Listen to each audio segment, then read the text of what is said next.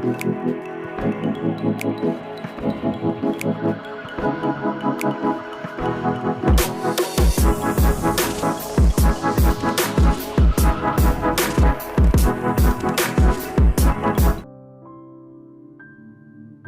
nggak kita membahas kebahagiaan? Ada dua kesulitan besar.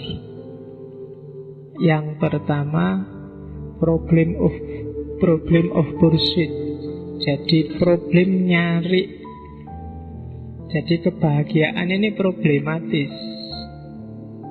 Kebahagiaan itu ada namanya paradok hedonism. Itu teorinya John Stuart Mill. Katanya Mill, hedonism, kebahagiaan itu semakin dicari, semakin susah untuk didapatkan. Sama kayak Tuhan. Tuhan itu semakin kamu nyari, capek keluar, dia semakin susah kamu temukan. Karena Tuhan tidak pernah hilang. Kebahagiaan juga tidak jauh sebenarnya darimu. Jadi kalau ada orang ngomong nyari kebahagiaan, itu alamat kebahagiaan masih jauh. Karena ada ceritanya, ada yang ngomong ini ceritanya Robiah Adawiyah, ada yang ngomong ceritanya Mullah Nasruddin, yang cerita kehilangan kunci itu loh. Jadi satu ketika Robiah ini kehilangan kunci di rumahnya. Cuma Robiah ini waktu dia kehilangan kunci, rumahnya gelap. Ya mungkin PLN-nya mati, telat bayar. Nah, karena gelap susah toh nyari kunci di dalam rumah, terus dia keluar. Diketawain sama Hasan Basri. Kamu itu kok lucu toh, kunci hilangnya di dalam rumah, kok nyarinya di luar rumah? Jawabannya Robiah, lah di dalam rumah gelap tak cari keluar, di luar kan terang. Ya, terus Hasan Basri jawab, lah kamu kok bodoh toh yo? Kalau hilangnya dalam rumah, rumahnya gelap, ya rumahnya dibikin terang. Nanti kan kuncinya ketemu. Terus Rabi'ah bilang, oh iya ya, berarti rumahnya kan yang dibikin terang, bukan kamu keluar nyari tempat terang. Maksudnya apa? Ya kebahagiaan itu ada dalam dirimu. Tengok ke dalam, kok nggak ketemu di dalam, berarti rumahmu gelap. Bikin terang.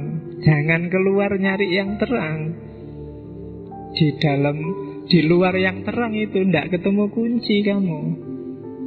Ya memang di sana terang, kamu bisa lihat apa-apa, tapi kuncinya ndak ada di situ. Kuncinya ada di dalam. Cari dalam dirimu. Temukan, ambil dalam dirimu. Nah itu kalau di Mill ada teori namanya paradok hedonism. Semakin kamu cari kebahagiaan itu, dia akan semakin susah kamu dapatkan. Tenang aja, kamu lihat ke dalam nanti ketemu kok. Karena sesuatu yang dikejar-kejar itu biasanya lebih susah untuk didapatkan.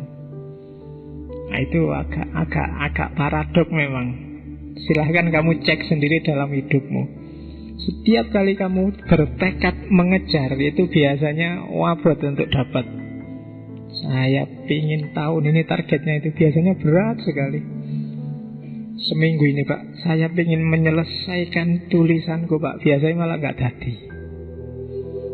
Tiap kali pegang laptop baru mau mulainya ya, terus besok aja lah kalau dapat bahan lagi besok. Biasanya malah nggak jadi. Tapi begitu kamu nggak ngerencana, tiba-tiba pegang laptop, nulis jadi. Itu namanya paradok hedonism. Ini yang bikin kebahagiaan itu susah dijelaskan. Semakin akan dijelaskan, dia semakin jauh. Karena setiap orang beda-beda. Problem kedua adalah problem predicting. Problem memprediksi kebahagiaan. Jadi kan kalau kamu bilang, Pak, saya mau nyari kebahagiaan, terus orang kan tanya, lah apa sih yang akan membuatmu bahagia? Dan jawab pertanyaan ini tidak gampang. Nanti ada namanya problem of predicting. Problem of predicting. Jadi problem memprediksi. Mungkin kamu yang tidak punya pacar akan bilang, Pak, kalau saya punya pacar bahagia mesti Pak. Apa iya? Kalau saya nggak dapat pacar Pak, mesti sumpek aku Pak. Apa iya? Tidak gampang loh kamu memprediksi apa yang bisa membuatmu bahagia atau apa yang membuatmu tidak bahagia. Kalau di teori problem of predicting, ada 5 hal yang bikin kayak gitu. Yang pertama apa? Habituation, pembiasaan. Hidupmu itu sangat canggih. Manusia itu makhluk yang sangat cepat adaptasi. Habituation. Kamu merasa, Pak, misalnya kamu baru diputus pacarmu, bayangkan aja kan, enggak beneran. Masalahnya kamu tidak punya pacar. Jadi seandainya kamu diputus pacarmu, kamu kan tiba-tiba, waduh Pak, gimana saya menjalani hari-hariku besok? Gelap ini Pak. Tidak kok, habituation. Sebentar aja nanti kamu akan terbiasa. Mungkin kemarin IP-mu bagus 3 berapa, 37, 38, 41. Terus tiba-tiba jatuh semester ini, entah karena apa. Mungkin dosennya sentimen sama kamu semua. Kamu merasa, waduh gimana ya aku kuliah enggak ya, kok sumpek gini. Tapi enggak, besok, lusa, seminggu, 2 minggu, paling lama 1 bulan, kamu akan sudah terbiasa. Jadi susah memprediksi ketidakbahagiaan, kesenanganmu di mana. Pacar yang semula mungkin baru nembak, baru diterima, seneng luar biasa. Tapi saya yakin sak suwe-suwe ini 1-2 tahun sudah biasa aja. Kalau kemarin awal-awal nggak di SMS sehari aja kamu marah-marah, sekarang nggak di SMS 3 hari peduli amat. Ya kan, yang lain masih banyak, ternyata lebih banyak ya. Dulu waktu ngejar-ngejar kayak satu-satunya, sekarang kok banyak cabangnya. Ya kan? Habituation. Kamu pembiasaan, terbiasa. Apakah itu kesenangan atau ketidaksenangan? Manusia punya daya adaptasi yang luar biasa. Sakit pun bisa habituation. Orang Indonesia dulu dijajah Belanda 350 tahun. Kok bisa ya Pak? Kamu membayangkan aja kan, kuat enggak ya aku dijajah? Tapi buktinya nenek moyangmu kuat. 350 tahun loh itu. Itu 4-5 generasi, 3-4 generasi dijajah dan santai-santai aja. Nggak ada bekasnya bahwa ini dulu sengsaranya bekasnya Belanda nggak terlalu kelihatan. Habituation. Manusia punya daya terbiasa. Yang kedua, set point. Set point ini semacam level. Jadi setiap orang punya levelnya sendiri. Jadi mungkin bagi kamu pegang uang 5 juta jauh senangnya luar biasa. Tapi levelnya Abu Rizal Bakri, uang 5 juta itu paling buat beli selilit.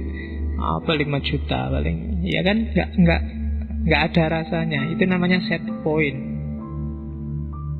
Set point ini yang bikin kita sering overestimate. Jadi kita tidak sadar bahwa levelmu itu segitu. Dikasih lebih banyak, kamu merasa akan lebih dahsyat, tapi sebenarnya enggak. Karena set pointmu di situ. Kadang-kadang kita pakai istilah potongan kan, alah, potongannya orang kaya dilihat dari sudut manapun ya ketoke mantep kayak wong sugih. Tapi nek potongan kita itu mungkin tidak ada yang percaya. Mbok kamu kaya beneran cerita itu orang tidak percaya. Kenapa? Ya kan? Potongan kita itu set pointnya memang set point menengah ke bawah. Arloji yang 35, 25 gitu kan. Kalau pakai arloji mahal 1 juta orang tidak percaya. Alah potonganmu arloji 1 juta. Atau kalau pakai arloji mahal tangannya malah gatel. Jadi ya, itu namanya set point. Setiap orang punya set point sendiri. Bahkan kadang-kadang makanya ada IQ, ada SQ, EQ itu kan bisa ditakar. Itu semacam set point. Ya memang takaran kepintaranmu memang segitu. Meskipun kamu mati-matian pengen aku harus ngalahkan dia yang ranking 1, ya kata ya Raisa. Itu sudah set point. Yang ranking 1 kadang tidak belajar aja ya tetap ranking 1. Kamu yang tiap hari mati-matian pengen nyalip nggak nyampe-nyampe. Di psikologi ada namanya set point. Ini yang susah untuk memprediksi kebahagiaan tidak bahagia. Yang ketiga, pengaruh kekinian itu juga susah. Bikin ngukur kebahagiaan itu susah. Ya kayak itu tak contohin, kalau kamu sedang lapar banget, itu lihat makanan apa saja rasanya pengen beli. Tapi kalau sudah kenyang, lihat makanan kayak apapun nggak mau beli. Itu kan kondisi kekinian. Kalau sedang marahnya luar biasa, cewek sejak apapun nggak menarik bagimu, karena sedang marah. Sama dalam banyak kasus, mungkin kamu sedang jengkel luar biasa, sedang cinta luar biasa, sedang rindu luar biasa, ya cara mikirnya nggak normal. Yang bikin kamu bahagia ya nggak normal. Kamu sedang kangen luar biasa, mbok sekedar foto apa sandal apa tulisan apa SMS bikin kamu bahagia luar biasa. Nah, itu namanya apa? Kondisi kekinian. Jadi nggak bisa, misalnya kamu sedang kangen luar biasa, terus lihat sandalnya yang dulu ketinggalan di depan rumah. Wah, sandal Leo bikin aku teringat padamu. Itu kan bukan parameter. Kamu nggak bisa berteori bahwa lihat sandalnya pacar itu bikin bahagia. Kenapa? Karena itu rasa itu muncul dalam kondisi kekinian yang tidak selalu begitu. Kalau sudah bolak-balik ketemu ya tidak butuh sandalnya lagi, mbok sandung-sandung sandalnya, mbok buang-buang, mbok injek-injek, nggak masalah. Tapi ketika kangen, sandal jadi berharga luar biasa. Terus yang keempat, susah memahami imunitas emosi. Imunitas emosi itu agak mirip dengan habituation tadi. Jadi sejauh mana kamu tangguh menahan rasa sakit itu beda-beda. Kadang-kadang ada orang dihina kayak gimana tidak masalah, tapi disenyumi dikit agak sinis marahnya luar biasa. Nah, itu kan imunitas emosi ini susah diprediksi, diukur susah. Jadi sehingga kamu berteori mana yang bikin orang bahagia, mana bikin orang tidak bahagia, itu tidak gampang. Oke, dan yang terakhir, susah memahami gambar yang lebih besar. Setiap orang mikirnya selalu sudut pandang yang dia hadapi saat ini. Ya kayak tadi loh, kamu diputus pacarmu, seolah-olah dunia gelap. Padahal urusan pacaran itu kan hanya satu wajah dari seluruh kehidupanmu, dari gambar besar hidupmu. Tapi jatuh di situ saja, seolah-olah hidupmu jatuh semua. Kuliah itu hanya satu sisi dari keseluruhan hidupmu. Tapi begitu kuliah gagal, kan seolah-olah hidupmu gelap, masa depanmu selesai. Padahal tidak, itu hanya satu sisi. Banyak orang yang tidak kuliah dan sukses. Tapi kan kamu dijelasin gitu juga susah. Gelap masa depanku Pak, kan gitu. Ya kuliah lagi nyari yang lain, tidak bisa. Sama kayak pacaran tadi kan. Siapa lagi Pak, ini sudah mati-matian terlanjur ku berikan semua misalnya. Seolah-olah semua urusan jadi ruwet gara-gara itu. Padahal itu hanya satu aspek saja. Masih banyak aspek hidup yang lain. Kalau ada melihat apapun itu, ingatlah bahwa itu hanya satu sudut pandang, satu aspek. Maling itu satu aspek ketika dia maling. Ketika dia pulang, bantu istrinya masak, nyuci beras, nyapu-nyapu, ya dia bukan maling. Rampok juga gitu, dia jadi perampok ketika dia merampok. Makanya kan ada hadis itu kan, tidak berzina ketika dia berzina wahuwa mukmin. Jadi orang mukmin nggak mungkin berzina. Ketika dia berzina berarti dia bukan mukmin. Selesai berzina ya mukmin lagi. Karena ada hadisnya yang kayak gitu. Jadi itu menunjukkan bahwa hidup ini multidimensi. Tadi di kantor korupsi, itu kan sisi dia ketika korupsi. Pulang terus ke masjid nyumbang orang berapa ratus juta. Nah, itu sisi baiknya dia. Tapi dia juga punya sisi gelap. Dan itulah hidup. Cuma orang sukanya mengeneralisir. Berarti memang dia koruptor. Sementara yang di kampungnya ngerti dia nyumbang banyak, oh dia bukan koruptor tapi dermawan. Sebenarnya semua benar. Dia korupsi waktu di kantor dan dia dermawan waktu di masjid. Jadi itu gambar besar. Ini yang bikin ngomong kebahagiaan itu tidak simple. Jadi manusia itu sangat kompleks, sangat rumit. Karena Allah sudah bilang, pelajarilah alam semesta dan manusia. Kalau bagi orang Jawa, jagat gede dan jagat cilik. Jagat cilik itu mewakili jagat besar. Kalau kamu kenal dirimu, kamu akan kenal alam semesta. Kalau begitu kamu kenal alam semesta, kamu akan kenal Tuhan. Makanya man arafa nafsahu arafa rabbahu.